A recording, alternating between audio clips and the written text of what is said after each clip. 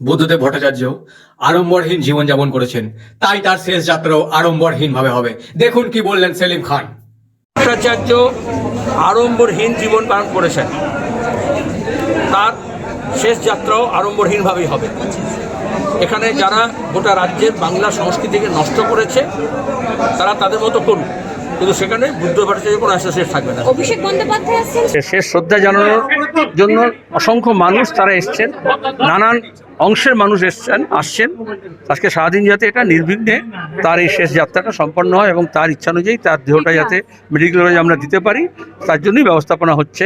আর পরে স্মৃতি রোমন্থন হবে, তার স্মরণসভা হবে, এই মাসের মধ্যেই হবে সেখানে।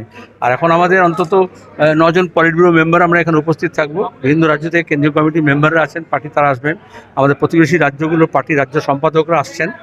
আর এছাড়া আমাদের বিভিন্ন গণসংগঠন, নাগরিক সংগঠন, সামাজিক সংগঠন, তারপরে শ্রেণী সংগঠন, তাদের নেতৃবৃন্দরা আছেন। বিভিন্ন রাজনৈতিক দলের, প্রায় সব রাজনৈতিক দলেরই নেতৃবৃন্দ তারা আসছেন এবং এখন বিধানসভায় নিয়ে যাওয়া হয়েছে।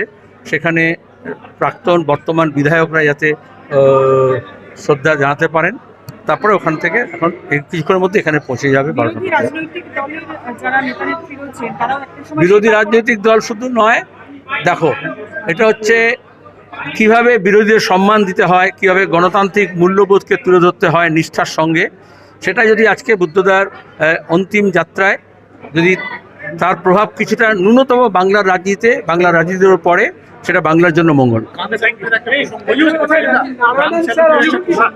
না না, এসব অপ্রাসঙ্গিক কথা, এসব অপ্রাসঙ্গিক কথা।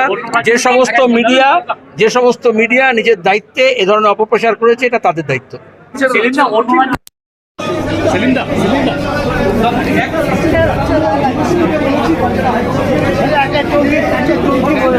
এটা লাগা